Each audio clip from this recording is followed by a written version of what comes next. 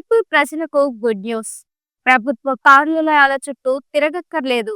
ఈ ఒక్క యాప్‌తో చాలా సింపుల్‌గా ఎవరైనా కొత్తగా మన ఛానల్‌కి వచ్చినట్లయితే వెంటనే మన ఛానల్‌ని సబ్స్క్రైబ్ చేయండి. ఇంకా టాపిక్ విషయానికి వస్తే ఆంధ్రప్రదేశ్ ప్రభుత్వం నగర మరియు పట్టణ ప్రజలకు మరింత చేరువ కావడానికి పురమిత్ర యాప్‌ను ప్రారంభించింది.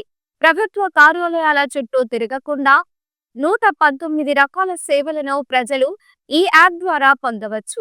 ముఖ్యమంత్రి చంద్రబాబు నాయుడు ఈ నెల 15న ఈ యాప్‌ను ప్రారంభించారు.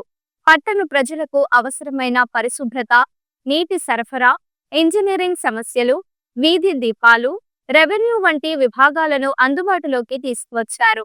ప్రజలు తమ సమస్యలను యాప్‌లో నమోదు చేస్తే 24 గంటల నుండి 30 రోజుల్లోపు పరిష్కారం పొందేలా ప్రభుత్వం చర్యలు తీసుకుంది. ఈ యాప్‌లో మొత్తం 8 విభాగాలుగా 119 రకాల సేవలను అందిస్తున్నారు.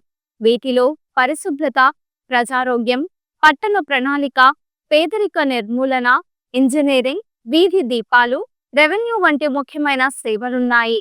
నీటి సరఫరా సమస్యలు, పైప్ లీకేజీలు, తాగునీటి సమస్యలు, అక్రమ నీటి కనెక్షన్లకు సంబంధించి ఫిర్యాదు చేయవచ్చు. అనుమతి లేని నిర్మాణాలు, రోడ్డు గుంతలు, పైప్లైన్ లీకేజీలు, చెత్త సమస్యలు వంటి విషయాలను యాప్‌లో ఫోటో అప్లోడ్ చేయడం ద్వారా సులభంగా పరిష్కరించుకోవచ్చు. పురమిత్ర యాప్‌లో ఏఐ అనుసంధానం చేయడం వల్ల ఫోటో తీసిన ప్రదేశాన్ని ప్రత్యేకంగా పేర్కొనాల్సిన అవసరం లేదు. లొకేషన్ వివరాలు ఆటోమేటిక్‌గా రికార్డ్ అవుతాయి. తద్వారా సంబంధిత అధికారులు సమస్యను తక్షణమే పరిష్కరించగలరు. ప్రజలు చాట్‌బోట్ ద్వారా వాయిస్ మెసేజ్ పంపి కూడా ఫిర్యాదు చేయవచ్చు. కొత్తగా ఇల్లు కట్టుకోవడానికి అనుమతులు ఎలా తీసుకోవాలో, అవసరమైన పత్రాలు ఏమిటో చాట్ బాట్ ద్వారా తెలుగులోనే సమాచారం పొందవచ్చు. ప్లే స్టోర్ నుంచి పురమిత్ర యాప్‌ను డౌన్లోడ్ చేసి మొబైల్ నంబర్‌తో లాగిన్ అవ్వాలి.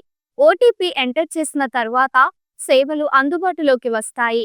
ఈ యాప్ ప్రారంభమైన 15 రోజుల్లో 12,000 మంది రిజిస్ట్రేషన్ చేసుకోగా 500కు పైగా ఫిర్యాదులు నమోదయ్యాయి. వాటిలో పరిశుభ్రత, రోడ్లు, కాలువలు, ఆస్తి పన్ను, పట్టణ ప్రణాళికకు సంబంధించిన సమస్యలు ఎక్కువగా ఉన్నాయి.